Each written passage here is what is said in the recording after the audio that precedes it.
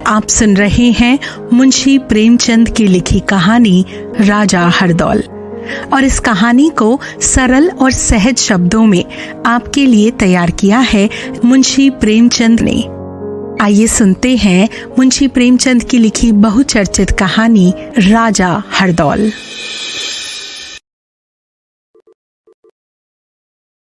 बुंदेलखंड में एक बहुत ही पुराना राज्य है, ओरछा। इसके राजा बुंदेले हैं। इन बुंदेलों ने पहाड़ों की घाटियों में अपना जीवन व्यतीत किया है। एक समय इसी ओरछा के राजा थे जुझार सिंह, बेहद साहसी और बुद्धिमान। शाहजहां उस समय दिल्ली के बादशाह थे। जब शाहजहां लोदी ने बलवा किया और वो शाही मुल्क को लूटते पीटते ओरछे की तरफ आए, तब राजा जुझार सिंह ने उनसे मोर्चा लिया। राजा के इस काम से शाहजहां बहुत प्रसन्न हुए। उन्होंने तुरंत ही राजा को दक्षिण का शासन भार सौंप दिया। उस दिन ओरछे में बहुत आनंद मनाया गया। शाही दूध, खिलत और सनद लेकर राजा के पास आया। जुझार सिंह को बड़े बड़े काम करने का अवसर मिला। उनके जाने की तैयारियां होने लगी। उस समय राजा ने अपने छोटे भाई हरदौल सिंह को बुलाकर कहा, भैया, मैं तो जाता हूं। अब ये राजपाट तुम्हारे हवाले है। तुम भी इसे जी से प्यार करना। न्याय ही राजा का सबसे बड़ा साथी है। न्याय के किले में कोई भी शत्रु नहीं घुस सकता, चाहे वो रावण की सेना या इंद्र का बल लेकर आए। लेकिन न्याय वही सच्चा है जिसे प्रजा भी न्याय समझे। तुम्हारा काम केवल न्याय करना नहीं होगा, बल्कि प्रजा को अपने न्याय पर यकीन दिलाना भी होगा। और इससे ज्यादा मैं तुम्हें क्या समझाऊं, तुम स्वयं ही समझदार हो। ये कहकर उन्होंने अपनी पगड़ी उतारी और हरदौल सिंह के सर पर रख दी। हरदौल रोता हुआ उनके पैरों से लिपट गया। इसके बाद राजा अपनी रानी से विदा होने के लिए रनिवास आए। रानी दरवाजे पर खड़ी रो रही थी। उन्हें देखते ही पैरों पर गिर पड़ी। जुझार सिंह ने उठाकर उन्हें गले से लगाया और कहा, प्यारी, ये रोने का समय नहीं है। बुंदेलों की पत्नियां ऐसे मौकों पर रोया नहीं करती। भगवान ने चाहा तो हम तुम जल्द मिलेंगे। मुझसे ऐसे ही प्यार करना। मैंने राजपाट हरदौल को सौंपा है। वो अभी बच्चा है। उसने अभी दुनिया नहीं देखी है। अपनी सलाह से उसकी मदद करती रहना। रानी की जबान बंद हो गई। वो अपने मन में कहने लगी, हाय, ये कहते हैं बुंदेलों की पत्नियां ऐसे मौकों पर रोया नहीं करती। शायद उनके दिल नहीं होता, या अगर होता तो उसमें प्यार नहीं होता। रानी कलेजे पर पत्थर रखकर आंसू पी गईं और हाथ जोड़कर राजा की ओर मुस्कुराते हुए देखने लगी। पर क्या वो मुस्कुराहट थी? जिस तरह अंधेरे मैदान में मशाल की रोशनी अंधेरे को और भी बढ़ा देती है, उसी तरह रानी की मुस्कुराहट उसके मन के असीमित दुख को और भी दिखा रही थी। जुझार सिंह के चले जाने के बाद हरदौल सिंह राज करने लगा।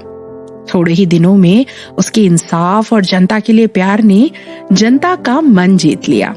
लोग जुझार सिंह को भूल गए।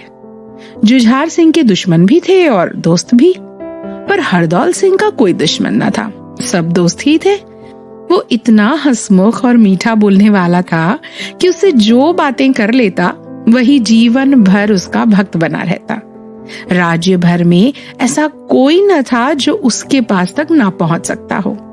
रात दिन उसके दरबार का दरवाजा सबके लिए खुला रहता था। ओरछे को कभी ऐसा सबको पसंद आने वाला राजा नसीब ना हुआ था। वो दयालु था, भरोसेमंद था, विद्या और गुण पसंद करने वाला था, पर सबसे बड़ा गुण जो उसमें था वो उसकी वीरता थी। उसका वो गुण हर दर्जे को पहुंच गया था। जिस जाति के जीवन का आधार तलवार पर है, वो अपने राजा के किसी गुण को इतना पसंद नहीं करती जितना उसकी वीरता को। हरदौल अपने गुणों से अपनी जनता के मन का भी राजा हो गया। जो देश और दौलत पर राज करने से भी मुश्किल है। इस तरह 1 साल बीत गया। उधर दक्षिण में जुझार सिंह ने अपने शासन से चारों ओर शाही दबदबा जमा दिया। इधर ओरछे में हरदौल ने जनता पर मोहन मंत्र फूंक दिया। फागुन का महीना था। रंग और गुलाल से जमीन लाल हो रही थी। कामदेव का प्रभाव लोगों को भड़का रहा था। रबी यानी एक तरह की फसल, उसने खेतों में सुनहरा फर्श बिछा रखा था और खेतों में सुनहरे महल उठा दिए थे। संतोष इस सुनहरे फर्श पर इठलाता फिरता था और बेफिक्री उसके सुनहरे महल में गाने गा रही थी। इन्हीं दिनों दिल्ली का एक मशहूर फैकैती यानी कि बाला चलाने वाला योद्धा कादिर खान ओरछे आया। बड़े बड़े पहलवान उसका लोहा मान गए थे। दिल्ली से ओरछे तक सैकड़ों मर्दानगी के घमंड में मतवाले उसके सामने आए, पर कोई उसे जीत ना सका। उससे लड़ना किस्मत से नहीं बल्कि मौत से लड़ना था। वो किसी इनाम का भूखा न था। जैसा ही दिल का दिलेर था वैसा ही मन का राजा था। ठीक होली के दिन उसने धूमधाम से ओरछे में खबर कर दी कि खुदा का शेर दिल्ली का कादिर खान ओरछे आ पहुंचा है। जिसे अपनी जान भारी हो आकर अपनी किस्मत का निपटारा कर ले। ओरछे के बड़े बड़े बुंदेले सूरमा वो घमंड भरी बातें सुनकर गरम हो उठे। फाग और डफ के गानों के बदले ढोल की आवाज सुनाई देने लगी। हरदौल का अखाड़ा ओरछे के पहलवानों और फकैतों का सबसे बड़ा अड्डा था। शाम को यहाँ शहर के सूरमा जमा हुए। कालदेव और भालदेव बुंदेलों की नाक थे। सैकड़ों मैदान मारे हुए थे। ये दोनों पहलवान कादिर खान का घमंड चूर करने के लिए गए। दूसरे दिन किले के सामने तालाब के किनारे बड़े मैदान में ओरछे के छोटे बड़े सभी जमा हुए। कैसे कैसे सजीले अलबेले जवान थे। सिर पर खुश रंग बांकी पगड़ी, माथे पर चंदन का तिलक, आंखों में मर्दानगी का नशा, कमर में तलवार। और कैसे कैसे बूढ़े थे।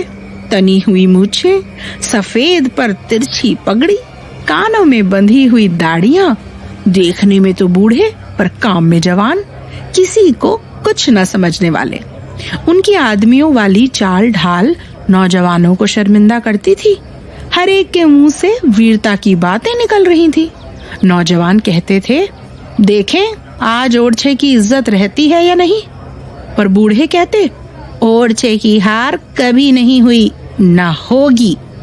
वीरों का ये जोश देखकर राजा हरदौल ने बड़े जोर से कहा, खबरदार, बुंदेलों की इज्जत रहे या ना रहे, पर उनके नाम में आंच ना आए। अगर किसी ने औरों को ये कहने का मौका दिया कि ओरछे वाले तलवार से ना जीत सके, तो धांधली कर बैठे, वो अपने को जाति का दुश्मन समझे। सूरज निकल आया था। अचानक नगाड़े पर चोट पड़ी और उम्मीद तथा डर ने लोगों के दिल को उछालकर मुंह तक पहुंचा दिया। कालदेव और कादिर खान दोनों लंगोट कसे शेरों की तरह अखाड़े में उतरे और गले मिल गए। तब दोनों तरफ से तलवारें निकली और दोनों के बगलों में चली गई। फिर बादल के 2 टुकड़ों से बिजलियां निकलने लगी। पूरे 3 घंटे तक यही मालूम होता रहा कि 2 अंगारे हैं। हजारों आदमी खड़े तमाशा देख रहे थे और मैदान में आधी रात का सा सन्नाटा छाया था। हाँ, जब भी कालदेव पेचीदा हाथ चलाता था या कोई पेचदार वार बचा जाता तो लोगों की गर्दन आप ही उठ जाती, पर किसी के मुंह से एक शब्द भी नहीं निकलता था। अखाड़े के अंदर तलवारों की खींचतान थी, पर देखने वालों के लिए अखाड़े से बाहर मैदान में इससे भी बढ़कर तमाशा था। बार बार जातीय इज्जत की सोच से मन के भावों को रोकना और खुशी या दुख का शब्द मुंह से बाहर न निकलने देना तलवारों के वार बचाने से ज्यादा मुश्किल काम था। अचानक कादिर खान अल्लाह अकबर चिल्लाया, मानो बादल गरज उठा और उसके गरजते ही कालदेव के सर पर बिजली गिर पड़ी। कालदेव के गिरते ही बुंदेलों को सब्र न रहा। हर एक के चेहरे पर कमजोर गुस्सा और कुचले हुए घमंड की तस्वीर खिंच गई। हजारों आदमी जोश में आकर अखाड़े पर दौड़े, पर हरदौल ने कहा, खबरदार, अब कोई आगे न बढ़े। इस आवाज ने पैरों के साथ जंजीर का काम किया। देखने वालों को रोककर जब वे अखाड़े में गए और कालदेव को देखा तो आंखों में आंसू भर आए। जख्मी शेर जमीन पर पड़ा तड़प रहा था। उसके जीवन की तरह उसकी तलवार के 2 टुकड़े हो गए थे। आज का दिन बीता, रात आई, पर बुंदेलों की आंखों में नींद कहाँ। लोगों ने करवटें बदलकर रात काटी, जैसे दुखी इंसान बेचैनी से सुबह का इंतजार करता है। उसी तरह बुंदेले रह रहकर आकाश की तरफ देखते और उसकी धीमी चाल पर झुंझलाते थे। उनके जातीय घमंड पर गहरा घाव लगा था। दूसरे दिन जैसे ही सूरज निकला, 3 लाख बुंदेले तालाब के किनारे पहुंचे। जिस समय भालदेव शेर की तरह अखाड़े की तरफ चला, दिलों में धड़कन सी होने लगी। कल जब कालदेव अखाड़े में उतरा था, बुंदेलों के हौसले बढ़े हुए थे, पर आज वो बात न थी। दिल में उम्मीद की जगह डर घुसा हुआ था। कादिर खान कोई चुटीला वार करता तो लोगों के दिल उछल कर होठों तक आ जाते। सूरज सिर पर चढ़ा जाता था और लोगों के दिल बैठे जाते थे। इसमें कोई शक नहीं कि भालदेव अपने भाई से फुर्तीला और तेज था। उसने कई बार कादिर खान को नीचा दिखलाया, पर दिल्ली का काबिल पहलवान हर बार संभल जाता था। पूरे 3 घंटे तक दोनों बहादुरों में तलवारें चलती रहीं। अचानक खटाके की आवाज हुई और भालदेव की तलवार के 2 टुकड़े हो गए। राजा हरदौल अखाड़े के सामने खड़े थे। उन्होंने भालदेव की तरफ तेजी से अपनी तलवार फेंकी। भालदेव तलवार लेने के लिए झुका ही था कि कादिर खान की तलवार उसकी गर्दन पर आ पड़ी। घाव गहरा न था, सिर्फ एक खरोंच थी, पर उसने लड़ाई का फैसला कर दिया। हताश बुंदेले अपने अपने घरों को लौटे। हालांकि भालदेव अब भी लड़ने को तैयार था, पर हरदौल ने समझा कर कहा, भाइयों, हमारी हार उसी समय हो गई जब हमारी तलवार ने जवाब दे दिया। अगर हम कादिर खान की जगह होते तो निहत्थे आदमी पर वार न करते, और जब तक हमारे दुश्मन के हाथ में तलवार न आ जाती हम उस पर हाथ न उठाते। पर कादिर खान में ये दयालुता कहाँ? बलवान दुश्मन का सामना करने में दयालुता को ताक पर रख देना पड़ता है। तो हमने भी दिखा दिया है कि तलवार की लड़ाई में हम उसके बराबर हैं। अब हमको ये दिखाना रहा है कि हमारी तलवार में भी वैसी ही काबिलियत है। इसी तरह लोगों को तसल्ली देकर राजा हरदौल रनिवास को गए। कुलीना ने पूछा, लाला, आज दंगल का क्या रंग रहा? हरदौल ने सर झुकाकर जवाब दिया, आज भी वही कल का सा हाल रहा। क्या? भालदेव मारा गया? नहीं, जान से तो नहीं, पर हार हो गई। तो अब क्या होगा? हरदौल ने सोचते हुए कहा, मैं खुद इसी सोच में हूं। आज तक ओरछे को कभी नीचा ना देखना पड़ा था।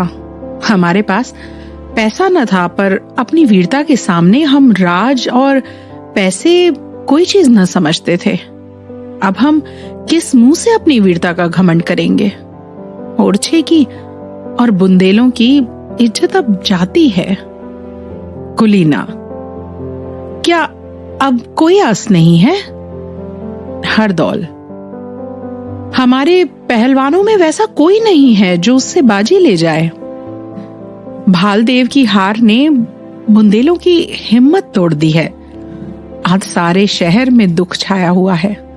सैकड़ों घरों में आग नहीं जली, चिराग रोशन नहीं हुआ।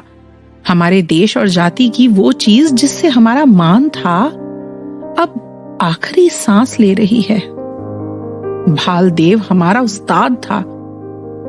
उसके हार चुकने के बाद मेरा मैदान में आना बेवकूफी है। पर बुंदेलों की साख जाती है तो मेरा सर भी उसके साथ जाएगा। कादर खान बेशक अपने हुनर में एक ही है, पर हमारा भालदेव कभी उससे कम नहीं। उसकी तलवार अगर भालदेव के हाथ में होती तो मैदान जरूर उसके हाथ रहता। ओरछे में सिर्फ एक तलवार है जो कादर खान की तलवार का मुंह मोड़ सकती है, वो भैया की तलवार है। अगर तुम ओरछे की नाक रखना चाहती हो तो उसे मुझे दे दो, ये हमारी आखिरी कोशिश होगी। अगर इस बार भी हार हुई तो ओरछे का नाम हमेशा के लिए डूब जाएगा। कुलीना सोचने लगी, तलवार इनको दूं या ना दूं? राजा रुक गए हैं। उनका आदेश था कि किसी दूसरे की परछाई भी उस पर न पड़ने पाए। क्या ऐसी हालत में मैं उनके आदेश को न मानूं तो वो नाराज होंगे? कभी नहीं। जब वे सुनेंगे कि मैंने कैसे मुश्किल समय में तलवार निकाली है तो उन्हें सच्ची खुशी होगी। बुंदेलों की आन किसे इतनी प्यारी नहीं है? उससे ज्यादा ओरछे की भलाई भला कौन चाहने वाला होगा? इस समय उनके आदेश को न मानना ही आदेश मानना है। ये सोचकर कुलीना ने तलवार हरदौल को दे दी। सवेरा होते ही ये खबर फैल गई कि राजा हरदौल कादर खान से लड़ने के लिए जा रहे हैं। इतना सुनते ही लोगों में सनसनी सी फैल गई और चौंक उठे। पागलों की तरह लोग अखाड़े की ओर दौड़े। हर एक आदमी कहता था कि जब तक हम जीते हैं महाराज को लड़ने नहीं देंगे। पर जब लोग अखाड़े के पास पहुंचे तो देखा कि अखाड़े में बिजलियां सी चमक रही हैं। बुंदेलों के दिलों पर उस समय जैसी बीत रही थी उसका अनुमान करना मुश्किल है। उस समय उस लंबे चौड़े मैदान में जहां तक निगाह जाती थी आदमी ही आदमी नजर आते थे, पर चारों तरफ एक सन्नाटा था। हर एक आंख अखाड़े की तरफ लगी हुई थी और हर एक दिल हरदौल की मंगल कामना के लिए भगवान से प्रार्थना कर रहा था। कादिर खान का एक एक वार हजारों दिलों के टुकड़े कर देता था और हरदौल की एक एक काट से मनों में खुशी की लहरें उठती थी। अखाड़ों में दो पहलवानों का सामना था और अखाड़े के बाहर उम्मीद और निराशा का। आखिर घड़ियाल ने पहला पहर बजाया और हरदौल की तलवार बिजली बनकर कादर के सर पर गिरी। ये देखते ही बुंदेले मारे खुशी के पागल हो गए। किसी को किसी की सुध न रही। कोई किसी से गले मिलता, कोई उछलता, कोई छलांगे मारता था। हजारों आदमियों पर वीरता का नशा छा गया। तलवारें खुद में अन से निकल पड़ी, भाले चमकने लगे। जीत की खुशी में सैकड़ों जानें भेंट हो गई। पर जब हरदौल अखाड़े से बाहर आए और उन्होंने बुंदेलों की ओर तेज निगाहों से देखा तो आन की आन में लोग संभल गए। तलवारें म्यान में जा छिपी। ख्याल आ गया, ये खुशी क्यों, ये उमंग क्यों और ये पागलपन किस लिए? बुंदेलों के लिए ये कोई नई बात नहीं हुई। इस सोच ने लोगों का दिल ठंडा कर दिया। हरदौल की इस वीरता ने उसे हर एक बुंदेले के दिल में मान इज्जत की ऊंची जगह पर बिठाया, जहां इंसाफ और दयालुता भी उसे न पहुंचा सकती थी। वो पहले से ही सबका पसंदीदा था और अब वो अपनी जाति का सबसे बड़ा वीर और बुंदेला दिलावरी के सर का ताज बन गया। राजा जुझार सिंह ने भी दक्षिण में अपनी काबिलियत का परिचय दिया। वे सिर्फ लड़ाई में ही वीर न थे, बल्कि राज्य शासन में भी बेजोड़ थे। उन्होंने अपने अच्छे शासन से दक्षिण प्रांतों का ताकतवर राज्य बना दिया और साल भर के बाद बादशाह से इजाजत लेकर वे ओरछे की तरफ चले। ओरछे की याद उन्हें हमेशा बेचैन करती रही। आह ओरछा, वो दिन कब आएगा कि फिर तुझे देखूंगा। राजा मंजिलें मारते चले आते थे। न भूख थी न प्यास, ओरछे वालों की मोहब्बत खींचे लिए आती थी। यहाँ तक कि ओरछे के जंगलों में आ पहुंचे। साथ के आदमी पीछे छूट गए। दोपहर का समय था, धूप तेज थी। वे घोड़े से उतरे और एक पेड़ की छांव में जा बैठे।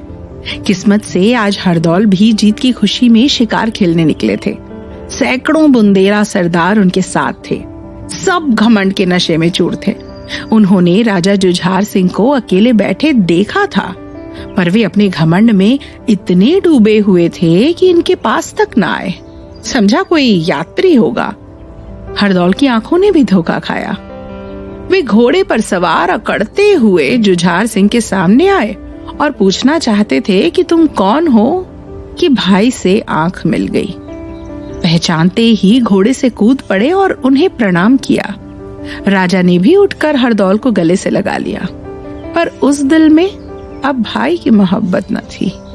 मोहब्बत की जगह जलन ने घेर ली थी, और वो सिर्फ इसलिए कि हरदौल दूर से नंगे पैर उनकी तरफ न दौड़ा।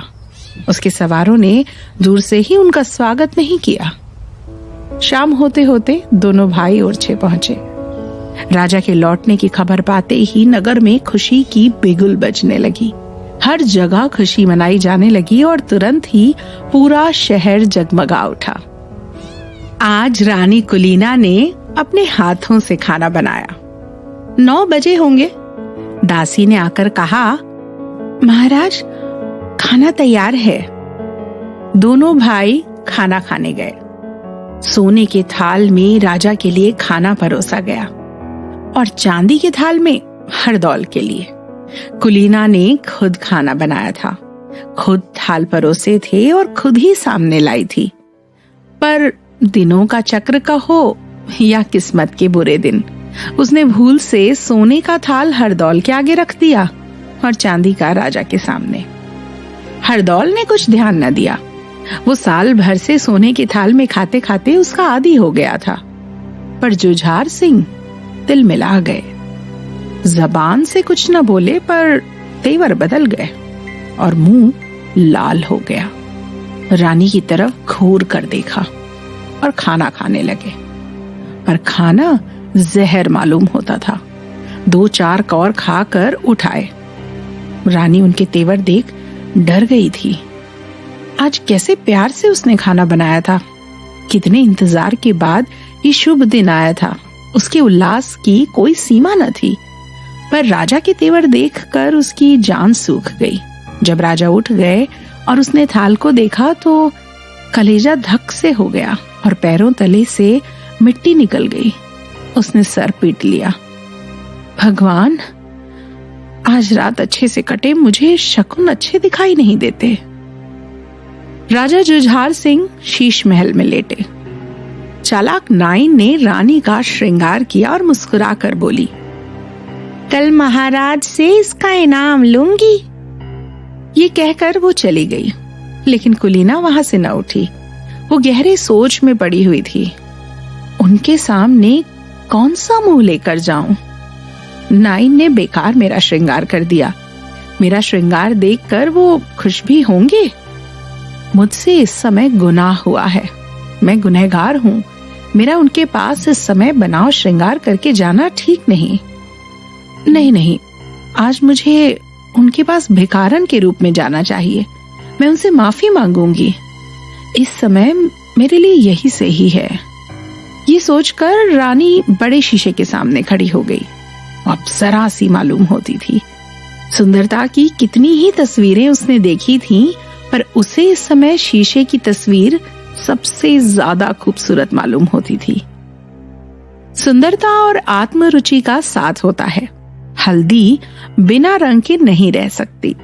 थोड़ी देर के लिए कुलीना सुंदरता के मद से फूल उठी और तन कर खड़ी हो गई। लोग कहते हैं कि सुंदरता में जादू है, और वो जादू जिसका कोई उतार नहीं है। धर्म और कर्म, तन और मन सब सुंदरता पर न्यौछावर है।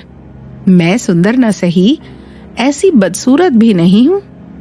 क्या मेरी सुंदरता में इतनी भी ताकत नहीं कि महाराज से मेरी गलती माफ करा सके? ये बाहुलताएं जिस समय उनके गले का हार होंगी, ये आंखें जिस समय प्यार के नशे से लाल होकर देखेंगी, तब क्या मेरी सुंदरता की ठंडक उनके गुस्से की आग को ठंडा ना कर देगी? पर थोड़ी देर में रानी को पता चला, आह, ये क्या सपना देख रही हूं मैं। मेरे मन में ऐसी बातें क्यों आती हैं? मैं अच्छी हूं या बुरी हूं, उनकी दासी हूं। मुझसे अपराध हुआ है, मुझे उनसे माफी मांगनी चाहिए। ये श्रृंगार और बनाव इस समय सही नहीं है। ये सोचकर रानी ने सब गहने उतार दिए।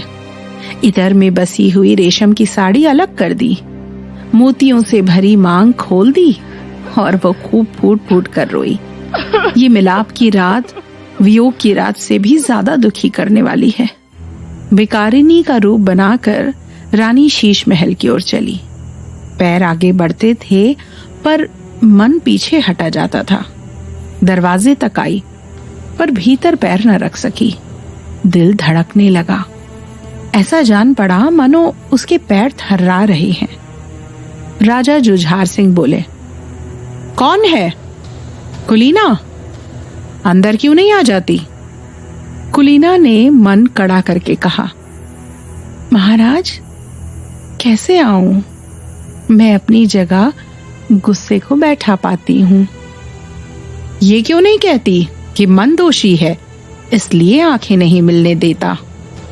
बेशक मुझसे गुनाह हुआ है, पर एक कमजोर औरत आपसे माफी का दान मांगती है। इसका प्रायश्चित करना होगा। कैसे? हरदौल के खून से। कुलीना सिर से पैर तक कांप गई। बोली, क्या इसलिए कि आज मेरी गलती से खाने के थाल में उलटफेर हो गया? नहीं, इसलिए कि तुम्हारे प्यार में हरदौल ने उलटफेर कर दिया।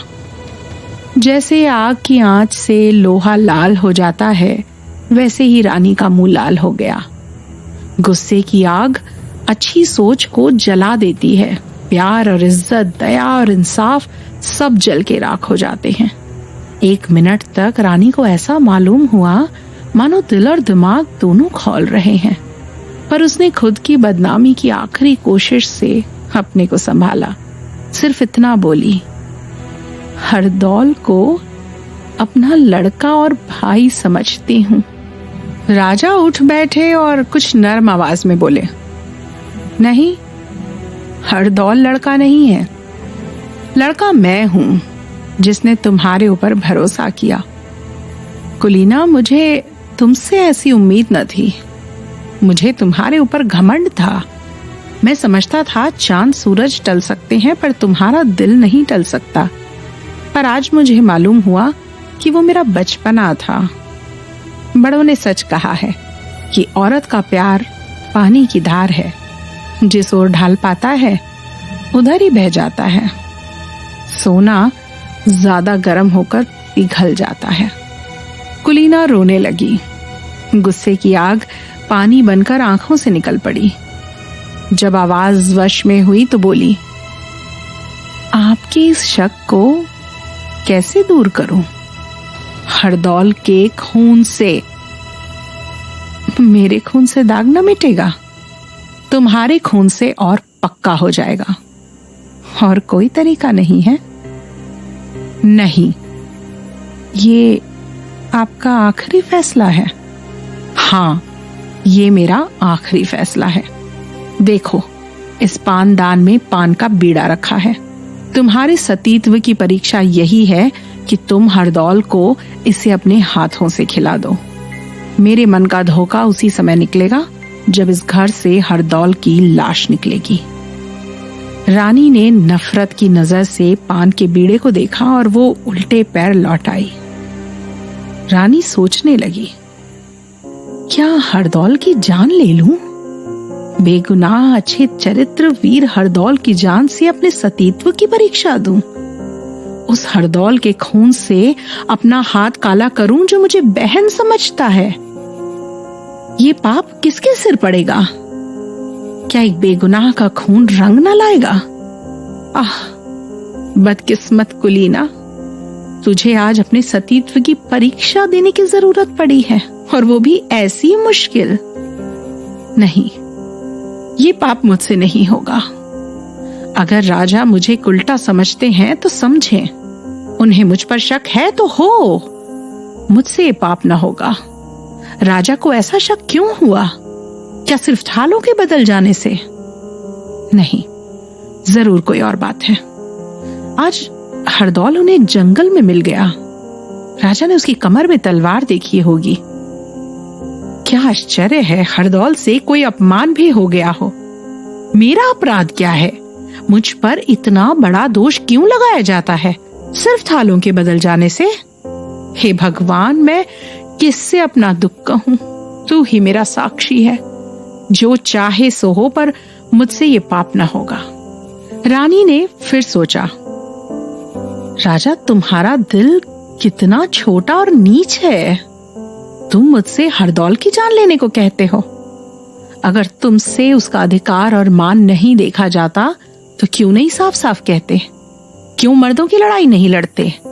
क्यों खुद अपने हाथ से उसका सर नहीं काटते और मुझसे वो काम करने को कहते हो? तुम खूब जानते हो मैं ये नहीं कर सकती।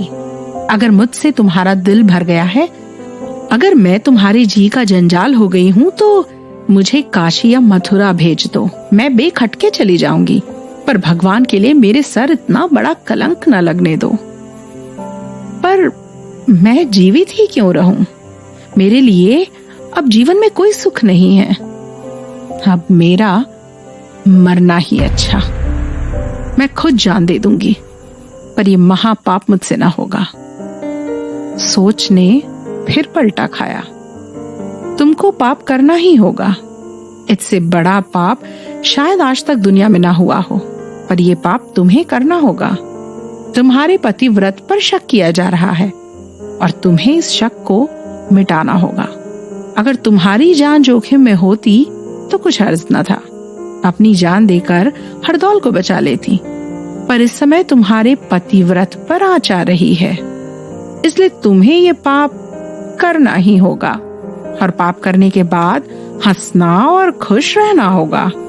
अगर तुम्हारा मन जरा भी बेचैन हुआ, अगर तुम्हारा चेहरा जरा भी बुझा, तो इतना बड़ा पाप करने पर भी तुम शक मिटाने में सफल न होगी। तुम्हारे जी पर चाहे जो बीते, पर तुम्हें ये पाप करना ही पड़ेगा। लेकिन कैसे होगा? क्या मैं हरदौल का सिर उतारूंगी? ये सोचकर रानी के शरीर में कपकपी आ गई। नहीं, मेरा हाथ उस पर कभी नहीं उठ सकता। प्यारे हरदौल, मैं तुम्हें खिला सकती। मैं जानती हूं तुम मेरे लिए खुशी से जहर का बीड़ा खा लोगे। हाँ, मैं जानती हूं तुम नहीं ना करोगे, पर मुझसे महापाप नहीं हो सकता। एक बार नहीं, 1000 बार नहीं हो सकता। हरदौल को इन बातों की कुछ भी खबर न थी। आधी रात को एक दासी रोती हुई उसके पास गई और उसने एक एक बात कह सुनाई।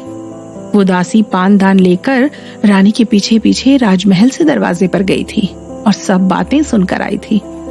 हरदौल राजा का ढंग देखकर पहले ही ताड़ गया था कि राजा के मन में कोई ना कोई कांटा जरूर खटक रहा है। दासी की बातों ने उसके शक को और भी पक्का कर दिया। उसने दासी से कड़ी मनाही कर दी कि सावधान, किसी दूसरे के कानों में इन बातों की भनक ना पड़े, और वो खुद मरने को तैयार हो गया। हरदौल बुंदेलों की वीरता का सूरज था। उसकी भौहों के जरा इशारे से 3 लाख बुंदेले मरने और मारने के लिए इकट्ठे हो सकते थे। ओरछा उस पर न्यौछावर था। अगर जुझार सिंह खुले मैदान उसका सामना करते तो जरूर मुंह की खाते, क्योंकि हरदौल भी बुंदेला था और बुंदेला अपने दुश्मन के साथ किसी तरह की मुंह देखी नहीं करते। मारना मरना उनके जीवन का एक अच्छा दिल बहलाने का तरीका है। उन्हें हमेशा इसकी लालसा रही है कि कोई हमें चुनौती दे, कोई हमें छेड़े। उन्हें हमेशा खून की प्यास रहती है और वो प्यास कभी नहीं बुझती।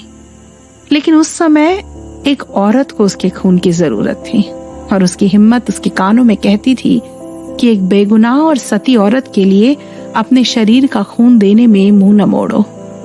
अगर भैया को ये शक होता कि मैं उनके खून का प्यासा हूँ और उन्हें मारकर राज हक करना चाहता हूँ तो कुछ हर्ज न था। राज्य के लिए कत्ल और खून, दगा और फरेब सब उचित समझा गया है, लेकिन उनके इस शक का निपटारा मेरे मरने के सिवा और किसी तरह नहीं हो सकता। इस समय मेरा धर्म है कि अपने प्राण देकर उनके इस शक को दूर कर दूं। उनके मन में ये दुखाने वाला शक उत्पन्न करके भी अगर मैं जीता ही रहूं और अपने मन की पवित्रता जताऊं तो मेरी ढिठाई है। नहीं, इस भले काम से ज्यादा आगा पीछा करना अच्छा नहीं। मैं खुशी से जहर का बीड़ा खाऊंगा। इससे बढ़कर शूरवीर की मौत और क्या हो सकती है। गुस्से में आकर मारने वाले के डर बढ़ाने वाले शब्द सुनकर लड़ाई के मैदान में अपनी जान को तुच्छ समझना इतना मुश्किल नहीं है। आज सच्चा वीर हरदौल अपने दिल के बड़प्पन पर अपनी सारी वीरता कुर्बान करने को तैयार है। दूसरे दिन हरदौल ने खूब सुबह नहाया, बदन पर हथियार सजा मुस्कुराता हुआ राजा के पास गया। राजा भी सोकर तुरंत ही उठे थे। उनकी अलसाई हुई आंखें हरदौल की मूर्ति की ओर लगी हुई थी। सामने संगमरमर की चौकी पर जहर मिला पान सोने की तश्तरी में रखा हुआ था। राजा कभी पान की ओर ताकते और कभी मूर्ति की ओर। शायद उनकी सोच ने जहर की गांठ और उस मूर्ति में एक रिश्ता पैदा कर दिया था। उस समय जो हरदौल अचानक घर में पहुंचे तो राजा चौंक पड़े। उन्होंने संभल कर पूछा, इस समय कहाँ चले? हरदौल का चेहरा खुशी से भरा था। वो हंसकर बोला, कल आप यहाँ पधारे हैं, इस खुशी में मैं आज शिकार खेलने जाता हूँ। आपको भगवान ने अजित बनाया है, मुझे अपने हाथ से जीत का बीड़ा दीजिए। ये कहकर हरदौल ने चौकी पर से पानदान उठा लिया और उसे राजा के सामने रख कर बीड़ा लेने के लिए हाथ बढ़ाया। हरदौल का खिला हुआ चेहरा देखकर राजा की जलन की आग और भी भड़क उठी। बदमाश, मेरे घाव पर नमक छिड़कने आया है। मेरे मान और भरोसा को मिट्टी में मिलाने पर भी तेरा दिल न भरा। मुझसे जीत का बीड़ा मांगता है। हाँ, ये जीत का बीड़ा है, पर तेरी जीत का नहीं, मेरी जीत का। इतना मन में कहकर जुझार सिंह ने बीड़े को हाथ में उठाया। वे एक पल तक कुछ सोचते रहे, फिर मुस्कुराकर हरदौल को बीड़ा दे दिया। हरदौल ने सर झुकाकर बीड़ा लिया, उसे माथे पर चढ़ाया, एक बार बड़े ही दुख के साथ चारों ओर देखा और फिर बीड़े को मुंह में रख लिया।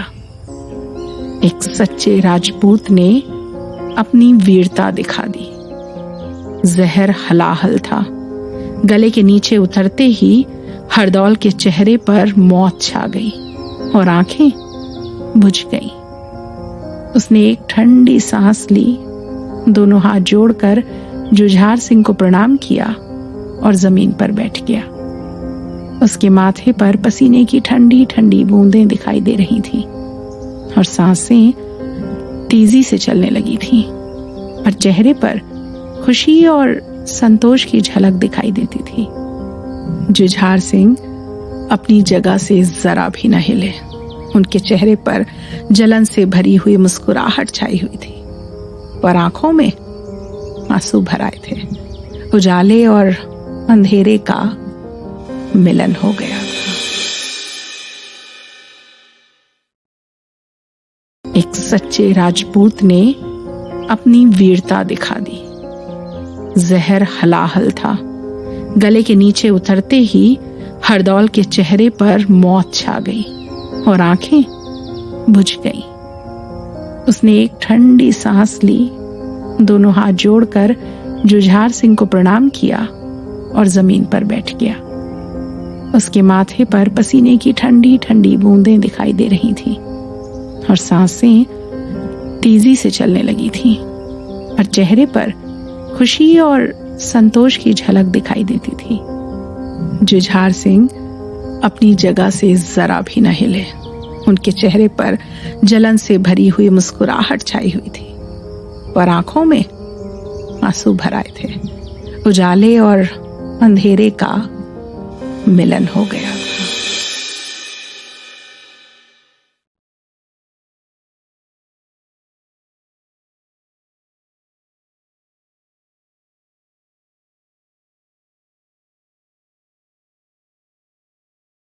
अगर आपको यह कहानी पसंद आई हो तो लाइक करिए और इसी तरह की और कहानियों तथा किताबों को सुनने के लिए सब्सक्राइब करें हमारे चैनल को और दबाएं बेल आइकन।